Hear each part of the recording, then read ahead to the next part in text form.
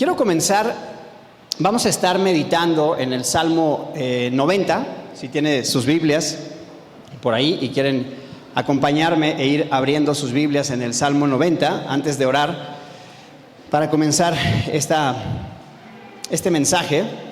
El Salmo 90 desde hace aproximadamente 6 años tiene una, no quiero decir relevancia, y tengo varios pasajes favoritos en la Biblia, pero tiene algo especial este Salmo 90 para mí, para mi vida.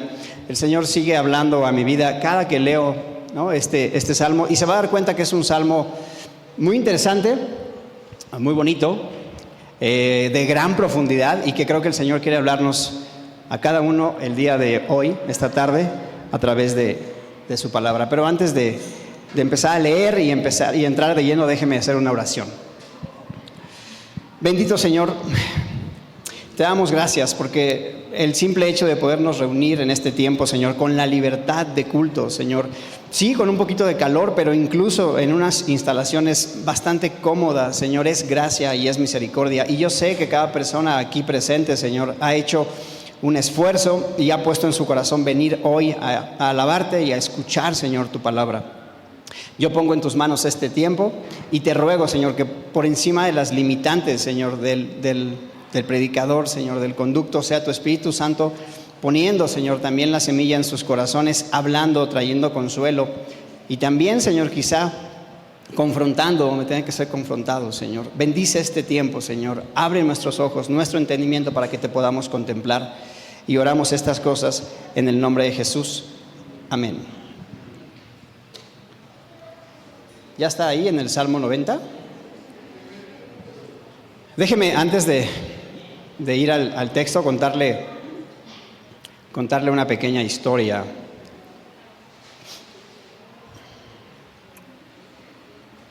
Se cuenta que en 1944, ¿no? Se cuenta, había una familia de origen holandés que vivían en esa época, vivían en esta parte de Europa, en medio del Holocausto y esta persecución a los judíos. Y esta familia, ¿no? La madre se llamaba, se apellidaba Ten Boom, insisto, una familia holandesa. Esta mujer, ¿no? Esta mujer se llamaba Corrie, era una mujer, esta familia era cristiana, esta mujer era cristiana. Y en esa época, en esa zona, ellos ayudaron a muchos judíos, ¿no? Que iban precisamente huyendo de esta persecución alemana, nazi. En 1944, esta mujer escondía a familias, a personas judías, pero es descubierta y es arrestada. En ese año, ¿no? Estaba agudizando precisamente esta persecución, y era una época en la que precisamente la dureza, ¿no? de los nazis se estaba todavía más encareciendo, y entonces empezaban ya a afinar estos sistemas para matar en masas a los judíos. Esta hermana, esta Corrie, es descubierta, insisto, es arrestada en ese año y es llevada a un campo de concentración. Ustedes han escuchado, han visto seguramente muchas de las condiciones que en ese tiempo se vivían en estos campos de concentración, condiciones inhumanas, ¿no?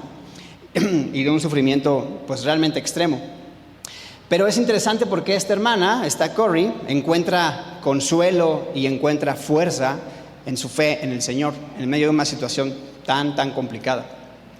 Y a pesar de las circunstancias, ¿no? Que eran difíciles, desgarradoras, ella continuó confiando en la promesa de Dios, en su fe.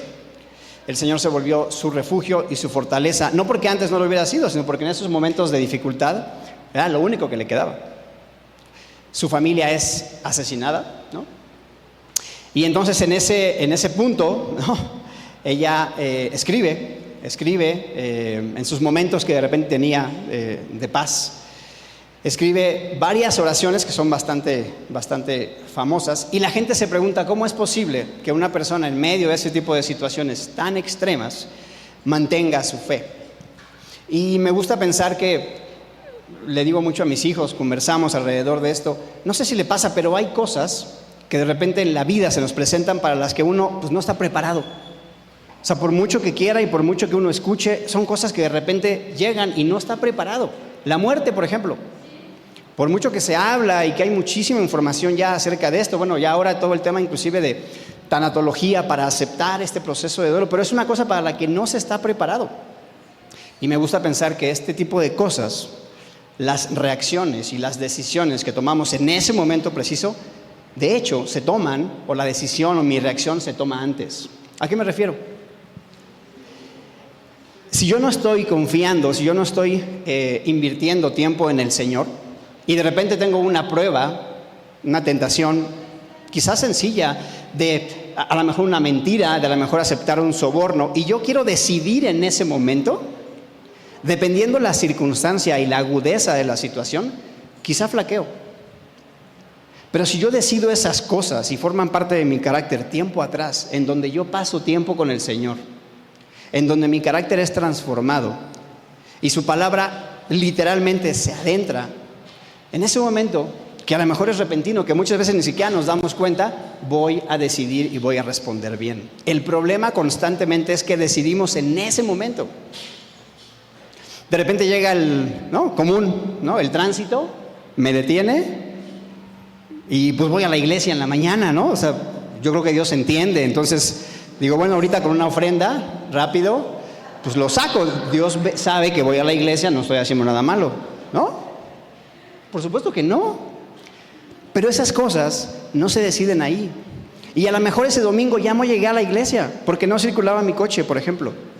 Y el tránsito me dice, Señor, pues qué bueno que vaya a la iglesia, que usted es cristiano, qué bueno que va a predicar, lo felicito, pero su coche no circula.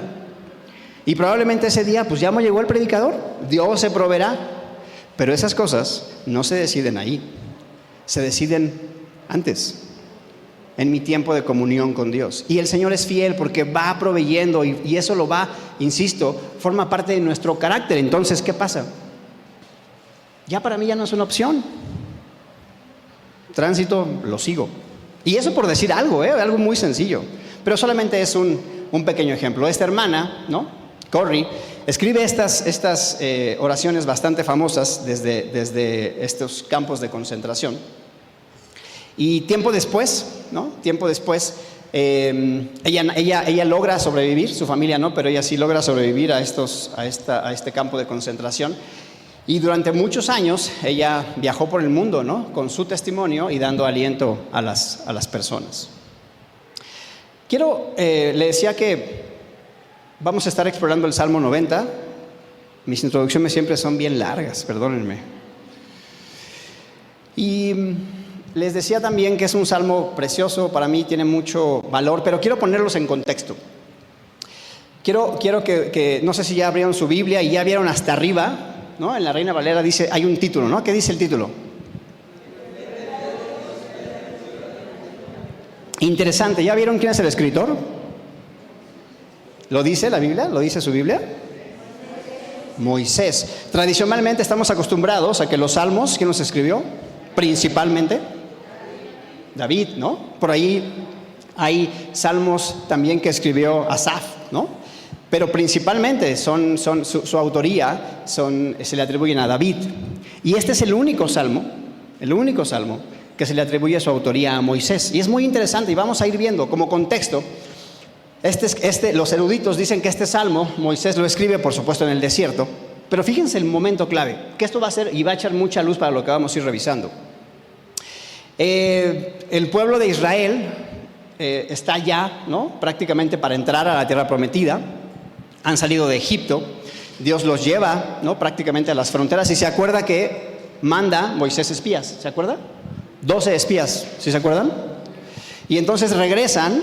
¿Y qué dicen? No, hombre, es una tierra de gigantes. No hay forma, nos van a aplastar.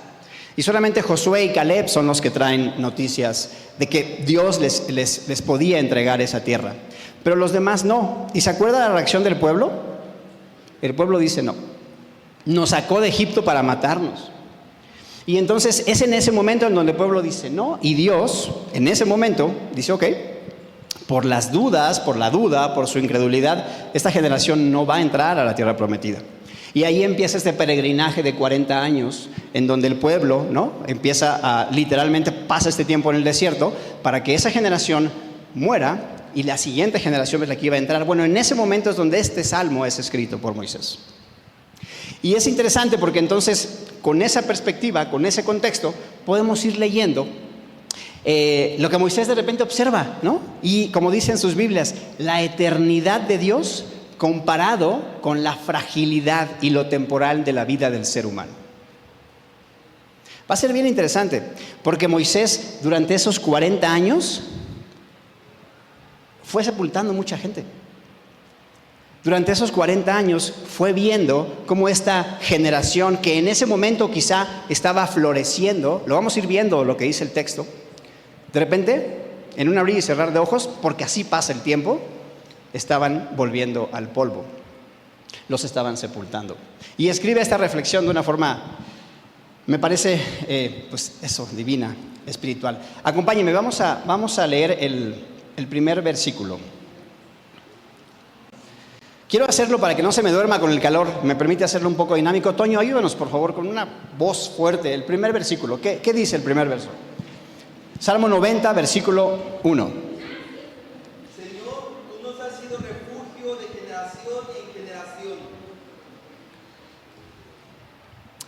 Empieza el Salmo y empieza el primer verso diciendo: Señor, tú nos has sido refugio. Y quiero llamar su atención a esa palabra, refugio, de generación en generación. Otra vez, y voy a estar regresando con usted constantemente a no pierda el contexto, no pierda dónde está situado Moisés. Y en medio de esto que está observando Moisés, él ve la eternidad de Dios, él ve su poder, él ve su misericordia, lo vamos a ir revisando.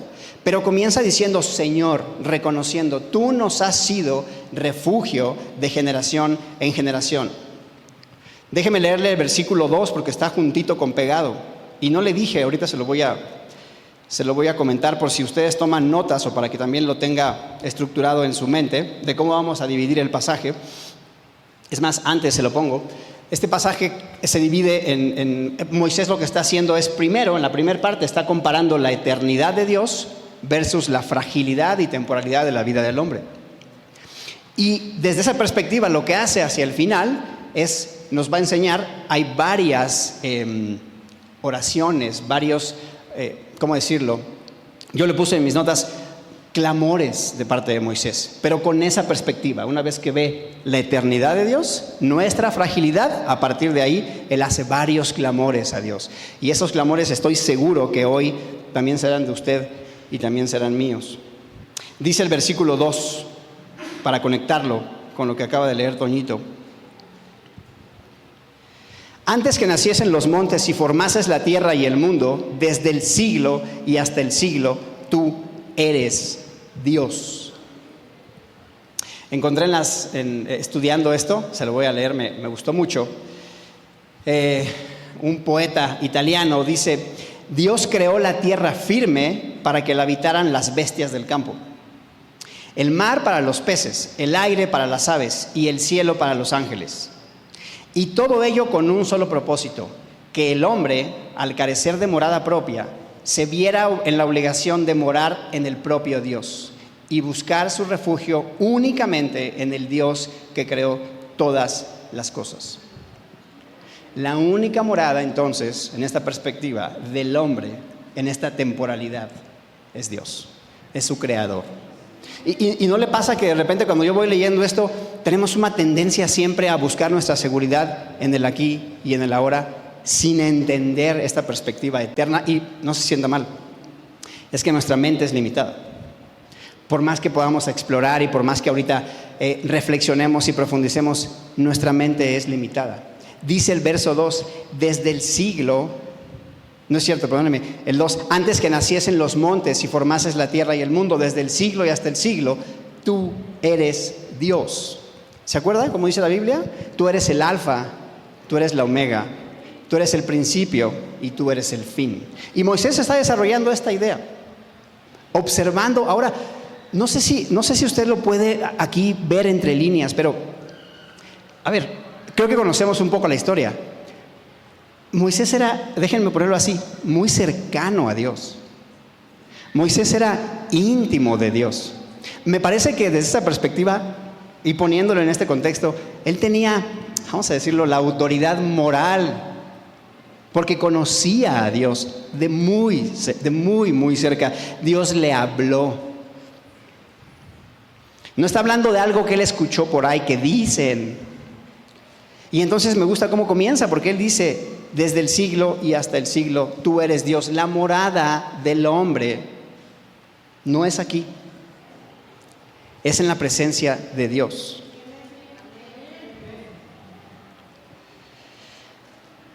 Va a empezar a hacer algunas metáforas. Por supuesto sigue hablando de la eternidad de Dios y dice el versículo 3. De hecho, si me ayuda, ¿quién tiene por ahí, quién tiene voz fuerte, que tiene Biblia? Mi tía Elena. ¿Qué dice el versículo 3, tía, por favor? Vuelves al hombre hasta ser quebrantado y dices, convertíos hijos de los hombres. Este versículo, y como vamos viendo, por supuesto cuando Moisés compara la eternidad de Dios versus esta fragilidad del hombre, el versículo 3 dice, es que el Señor, en ese sentido, en esta misma línea, lo que está haciendo es que, y constantemente con las circunstancias moldea nuestro carácter. Y dice, convertíos, hijos de los hombres. El verso 4 sigue diciendo, porque 1000 años delante de tus ojos son como el día de ayer que pasó, y como una de las vigilias de la noche. Y no sé si a ustedes les sucede, pero yo venía incluso platicando con Regi y he estado pensando, el tiempo literalmente vuela. Platicábamos el aniversario, ¿no? Yo llegué aquí de 13 años. Voy a cumplir 45. Y antes decía, no, es que a Josué hace unos años lo rasuras, le pones un uniforme de la secundaria y sí pasa, ¿no? Bueno, hoy, pues ya usted se da cuenta, ya no. Hoy ya dice, no, a ver, espérese, ese señor ya no tiene nada que hacer aquí. Porque el tiempo sí pasa. Y este versículo 3 y el versículo 4 nos recuerda la mortalidad humana, la realidad de que somos polvo. Qué impresionante, porque lo vivimos todos los días, ¿no? Algunos en carne propia, algunos escuchamos alrededor, pero cuando alguien fallece y esa es su decisión y es incinerado, ¿qué nos entregan a las familias? Cenizas, polvo. El hombre regresa a lo que en esencia había sido. Y necesitamos ir viendo y entendiendo otra vez e ir reflexionando que nuestra vida es un suspiro. Y que para lo que usted y para mí a lo mejor puede ser mucho tiempo, lo veo también en mis hijos. Regina va a cumplir 20 años. Entonces, ¿en qué momento? Mateo va a cumplir 14. Le decía a mis papás, oye, ¿qué se siente ver a tus hijos? Va a cumplir 15, tiene 14. Le decía a mis papás, ¿qué se siente ver a tus hijos envejecer? No sé, yo ahorita los veo crecer. Pero debe ser algo de, no sé, ¿qué se siente? ¿Qué se siente ver a Ivonne, a Sandra, a Gerardo? Ya, perdóname, prima, pero envejecer. Bueno, Ivonne crecer.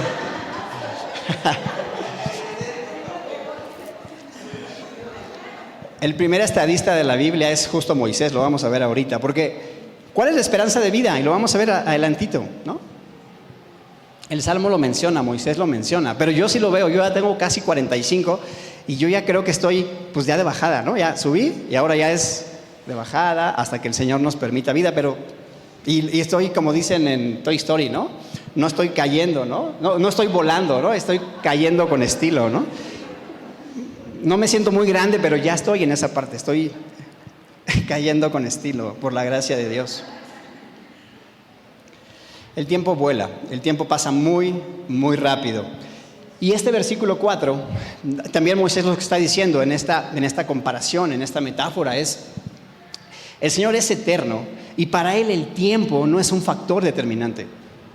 Eso debe traer también consuelo a nuestras vidas, porque entonces el único lugar donde yo puedo literalmente poner mi esperanza con la confianza de que no va a cambiar, que no se va a terminar o que un día ya no va a estar vigente, es en el Señor. Porque Él no tiene tiempo, porque Él no envejece, porque Él estuvo, ¿no? Lo decía al principio del capítulo, antes de que la tierra fuera formada, y el Señor va a estar incluso después de los tiempos. Entonces, piense en eso. ¿Por qué insiste en poner su confianza en cosas que son temporales? Y es una tendencia de todos. pero es un buen momento para reflexionar y decir, ¿qué estoy haciendo? Ahora, esto es muy práctico, porque en la teoría puede sonar de claro, sí, es bastante lógico, pero en la práctica, ¿cómo se ve? ¿Sabe cómo se ve? Y una cosa muy rápida, ¿en dónde está invirtiendo su tiempo?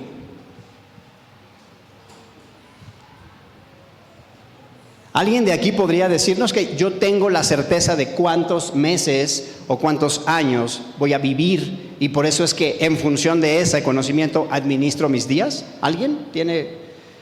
Creo que nos ayude, ¿no? Porque sería bueno. Pero si se dan cuenta, nadie puede decir yo tengo la certeza, tengo planes, pero la certeza de que voy a vivir X tiempo, nadie la tiene. Y sin embargo, piense, ¿cómo administramos el tiempo? ¿No lo administramos como si tuviéramos muchos años por delante?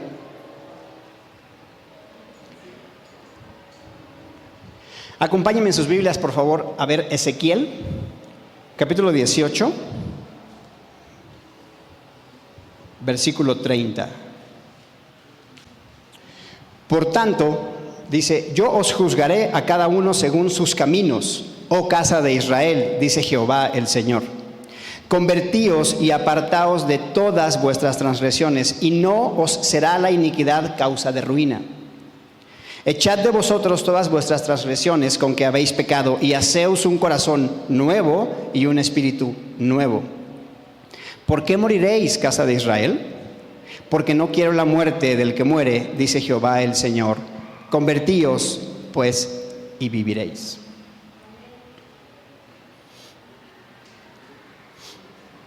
Qué interesante, porque mientras vamos viendo que el Señor es el que da y el que quita, y aunque a veces no entendemos porque nuestra mente es limitada, yo sí puedo ver en la Biblia que el Señor no deja un solo detalle sin propósito. Incluso las circunstancias más complicadas. Y aquí quiero ser muy respetuoso porque no conozco la situación de cada uno. Y de repente, lo que yo pensaba que eran problemas fuertes para mí, alguien puede decir, no tienes ni idea. Pero el Señor utiliza esas cosas para moldearnos y para acercarnos a Él. No pierda de vista eso. Y en medio de su situación, usted puede clamar, Señor, muéstrame tu voluntad. Y no vivir en función de lo que siento por mis circunstancias, porque vamos a tropezar. ¿Se acuerda que no nos movemos por lo que yo siento? Me muevo en función de lo que no veo, de la fe, de la esperanza de que el que prometió es fiel y va a cumplir su promesa. Entonces, como cristianos no nos movemos en ese aspecto de cómo me siento hoy. Se vale de repente tener situaciones, sí se vale, pero eso no determina mi vida. Entonces, hay una invitación a volver, ¿no?, nuestros corazones a Dios, el autor de la vida, y a vivir en armonía con su voluntad y su propósito para nosotros. Ahí mismo, Hechos 19, por favor. Perdóname, Hechos 3, 19. Así que arrepentíos y convertíos para que sean borrados vuestros pecados, para que vengan de la presencia del Señor. ¿Qué dice ahí? Tiempos de refrigerio. Y es que nuevamente, por supuesto, no todas las circunstancias de mi vida son una corrección de parte de Dios. No todas. A veces simplemente Dios quiere gloriarse en nuestras vidas. Pero a veces sí. A veces Dios llama mi atención y dice, regresa, vuelve a mí para que experimentes tiempos de refrigerio. Entonces Moisés está viendo esto en el pueblo, está comparando la eternidad de Dios con la fragilidad del hombre y dice, ¿no?, en el versículo 4, porque 1000 años delante de tus ojos son como el día de ayer que pasó y como una de las vigilias de la noche. Un momentito, su vida y mi vida es un momentito con respecto a la eternidad de Dios. Ahora observe que del versículo 5 al versículo 11, Moisés va a describir la eternidad de Dios y usa varias metáforas. ¿Tienes Biblia, Hugo? ¿Me ibas a...? Versículos 5 y 6, por favor, ayúdame.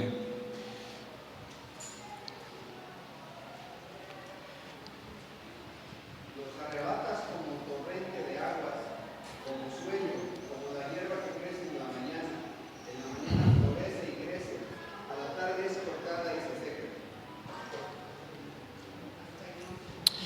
está usando, ¿no? Moisés, y va a seguir usando varias metáforas. Porque de repente, lo decíamos, lo que en un momento es, y dice la hierba, ¿no?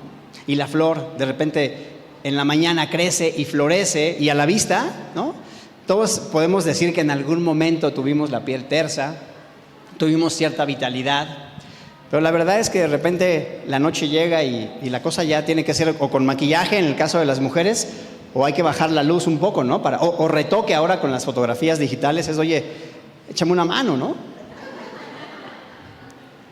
Pero la verdad es que en esa perspectiva de la eternidad de Dios en estos versículos, nuevamente, e insistir en esto, en la temporalidad y lo corto que es la vida del hombre. La matemática exacta, ya decíamos, dice que de cada 100 personas que el día de hoy están vivas, en algún punto el 100% va a morir, si no es que el Señor regresa antes. Así que con esa certeza en tema de probabilidad, ¿por qué le apostamos a lo contrario? ¿O por qué vivimos, ¿no? Alguien dice como si supiéramos a dónde vamos. Mucha gente sin Cristo vive de tal forma, en verdad que uno ve y dice, ok, pareciera que sabe hacia dónde se dirige. Y es una buena pregunta para hacernos el día de hoy.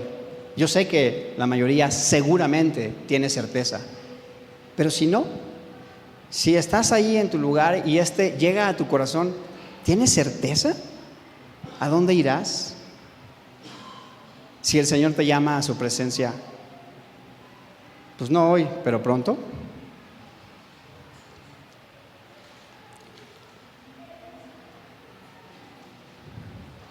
Siempre me he preguntado, no me he preguntado, pero más bien he reflexionado en esto en alguna etapa de Dios conoce todas las cosas.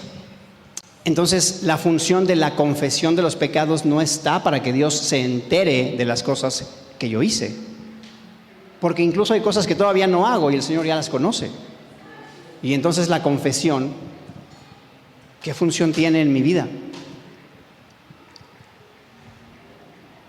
Dice el versículo 8, pusiste nuestras maldades delante de ti, nuestros yerros a la luz de tu rostro, porque todos nuestros días declinan, dice el verso 9, a causa de tu ira, acabamos nuestros años como un pensamiento. Nada hay oculto para el Señor. Y eso tiene dos perspectivas muy rápidas. No intentemos ocultar algo que Dios ya conoce. Eso solo estropea nuestra vida. Eso solo me hace vivir en amargura. Pero fíjense qué interesante, porque la Biblia no condena esa parte. Lo que hace es que te dice, ven hoy y estemos a cuentas. No hay nada que tú hayas hecho de lo que yo no esté enterado. Entonces la propuesta del Señor es, ven, confiesa, pongámonos de acuerdo, hablemos el mismo lenguaje.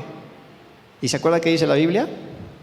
Él promete que si confesamos nuestros pecados, Él es fiel y justo. ¿Para qué? No nada más me dice, ok, ya no lo hagas. Él ha prometido que me va a limpiar de toda maldad. Esto es súper relevante, esto es súper importante, porque estamos acostumbrados de repente, no, es que si lo confieso, es que si digo, tú no tienes idea cómo me va a ir. No, haga un alto. No tiene idea cómo le va a ir si usted sigue en ese camino. Eso es lo que no tiene idea. De lo que sí hay certeza, y la Biblia habla claramente, es qué pasa si yo me detengo y vengo delante de Dios y le confieso mis faltas. Él me va a perdonar. Dice el verso 10 y el verso 11, los días de nuestra edad son 70 años y en los más robustos son 80 años. Con todo, su fortaleza es molestia y trabajo, porque pronto pasan y volamos. ¿Quién conoce el poder de tu ira y tu indignación según debes ser temido? Y nuevamente, acuérdese, Moisés está en este escenario, en el desierto, y entonces, interesante porque, ¿se acuerdan qué edad tenía Moisés cuando murió? ¿Alguien se acuerda? 120. ¿Se acuerdan que Moisés, su vida podemos dividirla en 3 etapas? Estos 40 años, ¿no? De cuando nace y se, vamos a decir así, se crece y se cría en Egipto. Después 40 años, ¿no? En el desierto de Madián, cuidando ovejas, que alguien dice que era más fácil cuidar esas ovejas. Y después los 40 años de su jubilación, como ese fue su plan de jubilación para Moisés, cuidar otro tipo de ovejas durante 40 años más, que era el pueblo de Israel. Murió cuando tenía 120 años. Y entonces aquí él está observando con esa perspectiva y dice, es que el promedio de vida son entre 70 y los más 80 años. Qué interesante, porque en esa época, en realidad, el promedio de vida era, como la medicina no estaba tan avanzada, la gente moría, dicen los eruditos, entre los 35 y 38 años de edad cuando enfermaban. Y aunque sí había gente más longeva, el promedio para ese punto era entre 70 y 80 años. Y lo que está diciendo otra vez, es un periodo corto de tiempo. Yo tengo otra vez 44. Ya pasé la mitad. Si pensamos que el día de hoy justamente la esperanza de vida para los hombres es de 83 y para las mujeres, yo no sé si sea una buena o mala noticia, pero viven un poco más. El promedio es 87 años, ¿no? En promedio. Pero otra vez, piense usted en su edad. No me la diga, no es importante, pero piense usted en su edad. ¿En qué punto de su vida está?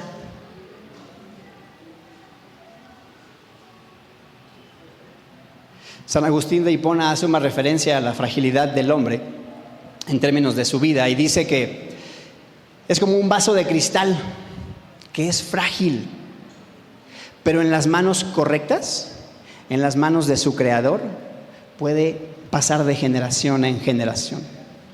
Y escuchaba una historia de unas personas que guardaban la copa, ¿no? En las bodas de sus bisabuelos, una copa de cristal que era significativa para ellos porque la usaron para brindar el día de su boda. Y era una copa de cristal, frágil, pero en las manos correctas fue pasando de generación en generación. Y ellos todavía tenían la esperanza de que pasara de sus hijos y a sus nietos.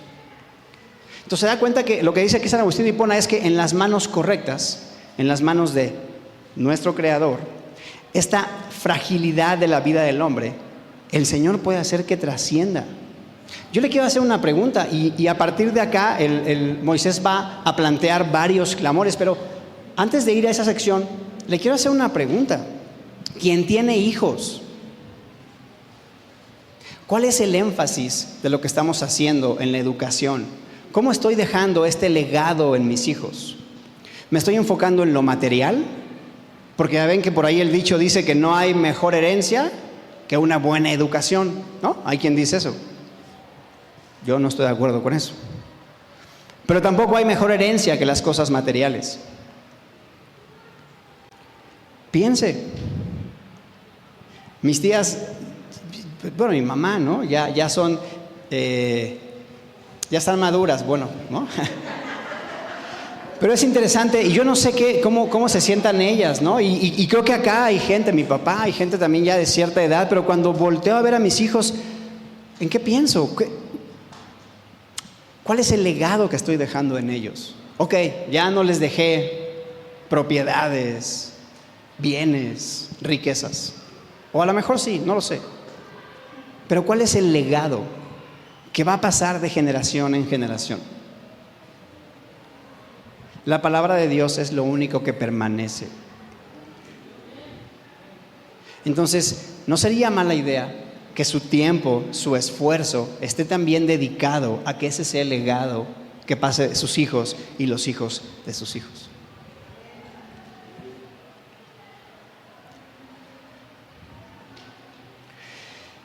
A partir del verso 12, comparando Moisés, la eternidad de Dios versus la fragilidad del hombre, va a ser varios clamores. Y me encanta el verso 12. Para mí es una de las dos claves que yo encuentro en este capítulo.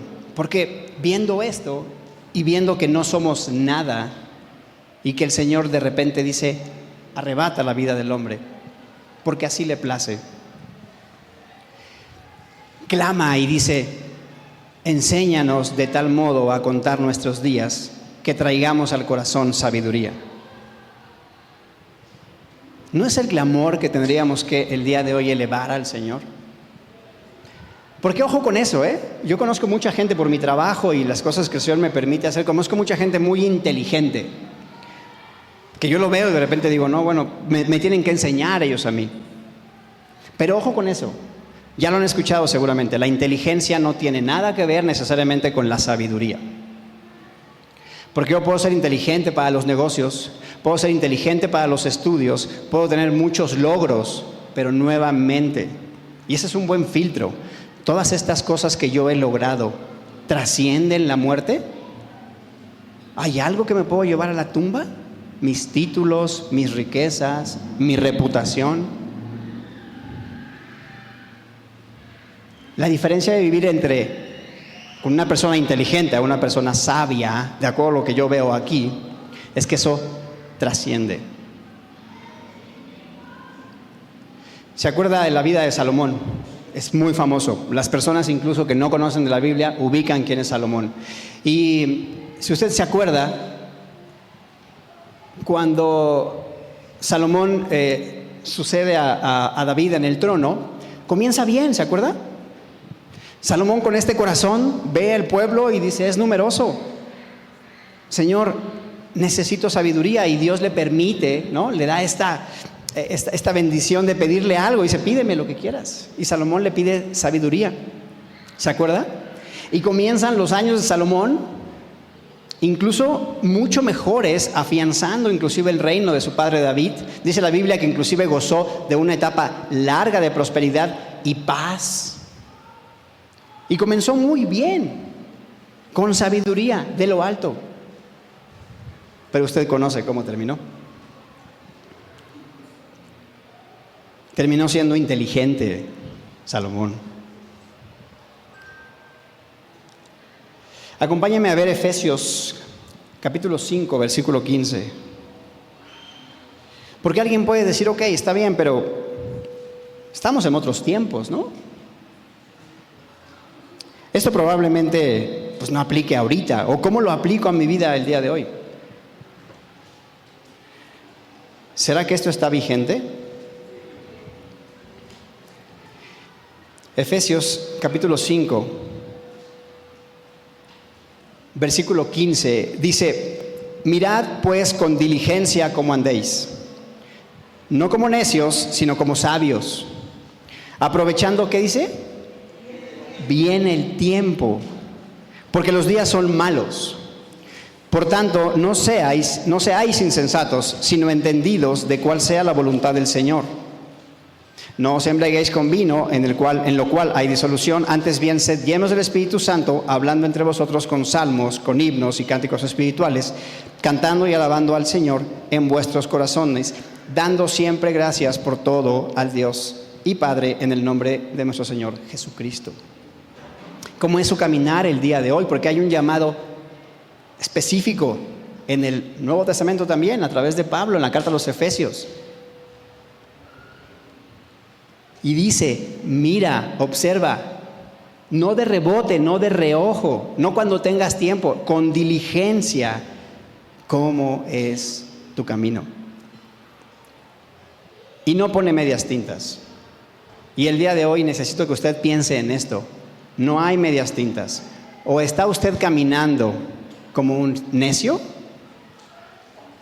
o está usted caminando como un sabio. Traducido, o está usted caminando dependiendo de Dios, o está usted caminando dependiendo de sus propias fuerzas.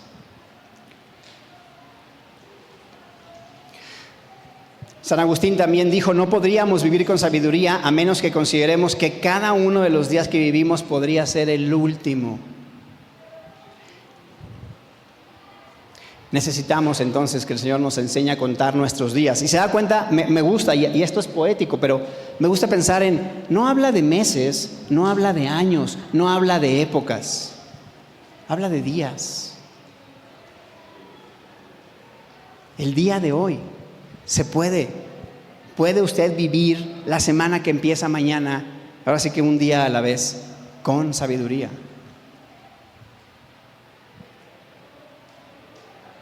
Otra pregunta, ¿qué está contando? Para que no se le pierda. Yo tengo cuidado de las cosas que estoy haciendo, porque entonces pues cuento mis logros y cuento mis bienes y cuento todas las cosas que estoy dejándole a mis hijos, a mi pareja. Moisés clama y dice, enséñanos a contar de tal forma nuestros días que traigamos al corazón sabiduría.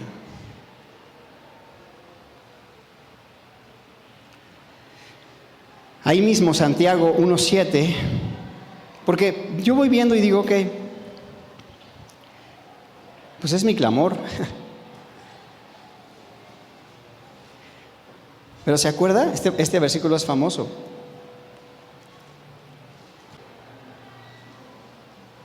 Uno 5. Y si alguno de vosotros tiene falta de sabiduría, pídala a Dios, el cual da a todos abundantemente y sin reproche, y le será dada. ¿Considera usted que le hace falta sabiduría?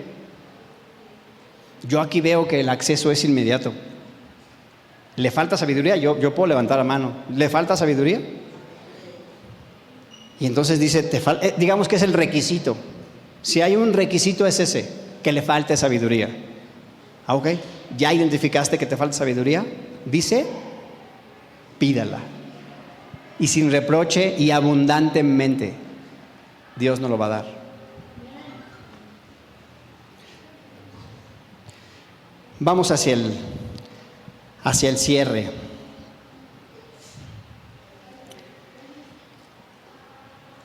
Dice el verso 14, de mañana sácianos de tu misericordia y cantaremos y nos alegraremos todos nuestros días. Dice el verso 15, alégranos conforme a los días que nos afligiste y los años en que vimos el mal. Y otra vez, es que Moisés lo está viendo desde una perspectiva, él tiene ya una edad considerable e insisto, ha visto y ha enterrado a una generación. Y entonces él dice, Señor, alégranos, sácianos de tu misericordia. Conforme a los días que nos afligiste, casi es pues proporcionalmente. Y quiero que me acompañen rápido. Usted conoce la historia de José. ¿Se acuerda qué edad tenía José cuando fue presentado ante Faraón? 30 años. Y entonces uno puede decir, considerando que desde que nació le fue súper mal, 30 años de aflicción. Sus hermanos lo venden. Sus hermanos literalmente ya le habían dado como, pues sí, lo que hoy conoceríamos como un bullying, pero intenso, ¿no? O sea, lo querían matar. No era como molestarlo y hacerle la vida. No, lo querían literalmente matar. Y lo venden. Y usted conoce, ¿no? Y no es que pues lo vendieron y de repente pues José, bueno, pues se pudo abrir camino. La verdad es que parecía que entre más fiel era a Dios, las cosas le resultaban de repente por un tiempo bien, pero de repente terminaban mal. Y termina en la cárcel. ¿Se acuerda? Y entonces viene José, ¿no? En el resumen, se presenta ante Faraón. El punto es que, hablando de la proporción de estos años que el Señor, o que en este caso José, hablando como ejemplo, que José tuvo de una vida difícil, ¿no? ¿Se acuerda de qué edad muere José? 110 años. José muere a los 110 años. Entonces, si llega con Faraón a los 30 años y muere a los 110, ¿cuánto es eso? ¿Cuántos años vivió, digamos, en medio de Egipto y gobernando? 80 años. ¿Se da cuenta que Dios no dice, mi punto es este? Dios no dice, a ver, ¿cuántos años según tú te ha ido mal? No, pues llevo 1 año y 3 meses, Señor, ¿no? Ah, bueno, ok, ahí te va 1 año y medio porque soy bueno, ¿no? De bienaventuranza y de calma. Para nada. Para nada. Me platicaba con Regi y veíamos esto, ¿no? Y me gusta mucho porque yo con Regina tenemos como esta disertación de repente, ¿no? De ciertos puntos de la Biblia y de 1000 cosas. Y veíamos el Señor cuando literalmente le dice al pueblo de Israel, no va a entrar esta generación a la tierra prometida, no los deja a su suerte. Él pudo simplemente matarlos de hambre, simplemente mandar un rayo, fuego consumidor del cielo, lo hace con una proporción, pero no los deja a su suerte. En medio de que el Señor ya había decidido, porque Él es soberano, que esa generación no iba a pasar a la tierra prometida, el Señor tuvo cuidado de cada una de esas personas. ¿A qué voy con esto? Moisés clama y le dice: Señor, ten misericordia de nosotros, que si de algo me voy a saciar todos los días, que sea de tu misericordia, y que si algo va a alegrar mi corazón todos los días, que sea con tu presencia. Todas las demás cosas son pasajeras, no trascienden. Dice el versículo 16: aparezca en tus siervos tu obra y tu gloria sobre sus hijos.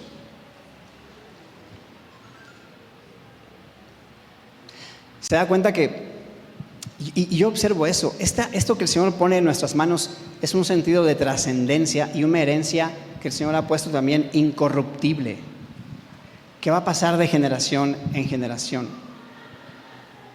Una vez escuchaba que esto que hacemos con nuestros hijos tiene varias metáforas respecto al Evangelio y una forma de vida que no basta con el discurso. Y eso es importante que usted hoy piense.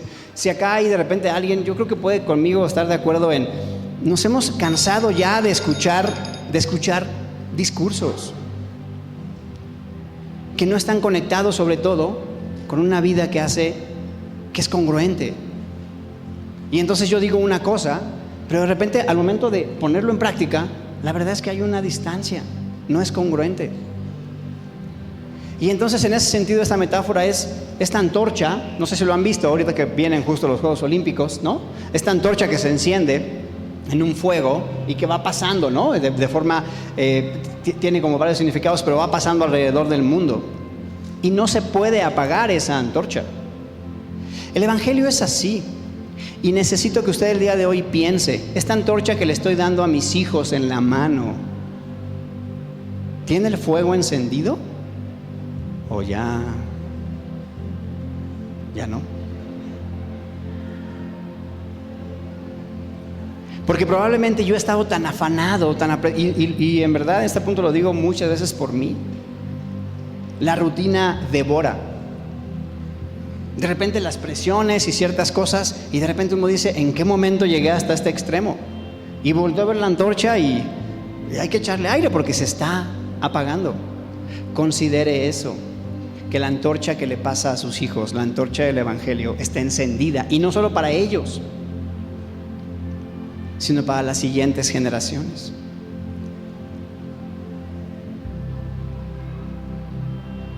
Me gusta porque estos versículos cierran entonces diciendo: confirma la obra de nuestras manos.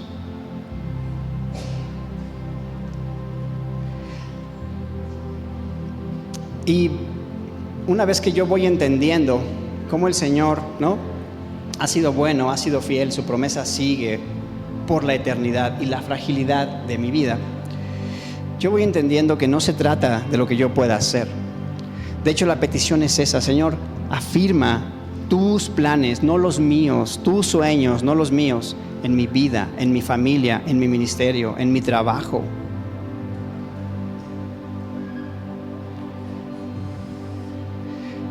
Me gusta porque yo encuentro esperanza. Termina así el Salmo: y la obra de nuestras manos confirma sobre nosotros. Sí, la obra de nuestras manos confirma. A manera de conclusión, y solo para tener en referencia, ¿no?, lo que yo creo que el Señor quiere el día de hoy hablarnos es que, por un lado, el Señor tiene cuidado de su vida y de mi vida. No perdamos de vista eso. Por otro lado, una cosa es el mérito, que no existe como tal, al cual yo pueda acceder para intercambiar con Dios su bendición o su favor. Pero no confundamos una cosa con otra, porque sí soy llamado al esfuerzo. ¿Esforzarme en qué? En la gracia, dice la Biblia, ¿no? Le dice justamente Pablo a Timoteo.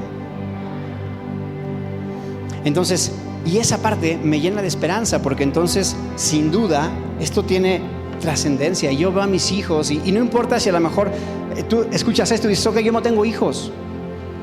Ok, no importa. en este momento, esta trascendencia también tiene una implicación en tu propia vida. Yo había puesto por ahí una pequeña nota para los más jóvenes, ¿no? Y usted conoce lo que dice Eclesiastés, seguramente hasta de memoria, Eclesiastés 12, capítulo 1. ¿Se acuerdan? Empieza así: acuérdate de tu Creador en los días de tu juventud, antes que ¿qué? Que vengan los días malos y vengan los años de los cuales digas, no tengo en ellos contentamiento. Una pequeña nota al calce para los más jóvenes: no te esperes, no quieras vivir tu vida de repente, decir, ok, dame chance. Yo decía eso, dame chance de conocer un poco. Acuérdate de tu Creador en este tiempo y le puedes entregar los mejores años de tu vida al Señor.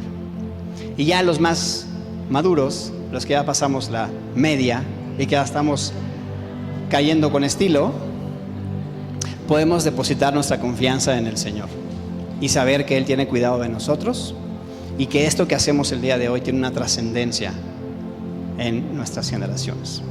Amén. ¿Les parece si oramos? Señor, te damos gracias, Señor, porque nos enseñas y traes a nuestro corazón esperanza y también nos confrontas, Señor, con que nuestra vida es ese pedacito, Señor, de tiempo comparado con la eternidad. Pero precisamente por eso nuestra vida completa y la de nuestras familias, la de nuestra iglesia, Señor, cabe en tu regazo, porque tú eres eterno. Porque para ti no hay imposible, Señor. Y porque podemos clamar, Señor, enséñanos, queremos aprender de ti, queremos escuchar tu voz. Que podamos traer, Señor, que podamos contar nuestros días de tal forma que nuestro corazón, nuestra vida, Señor, se llene de sabiduría. Nos falta sabiduría, Señor. Que tu Espíritu Santo el día de hoy, Señor, toque esas áreas en donde quizá todavía estamos reteniendo, todavía estamos queriendo administrar nosotros, Señor, y trae libertad. Con la perspectiva eterna de tu misericordia, te entregamos también, Señor, la vida, el futuro de las próximas generaciones, Señor. Desde los más jóvenes hasta los más adultos, Señor, sabiendo que tú tienes cuidado de nosotros. Te rogamos que estas cosas queden sembradas en nuestro corazón y las podamos llevar a la práctica en todas las cosas que hagamos, y que tu nombre sea glorificado. En el nombre de Jesús. Amén.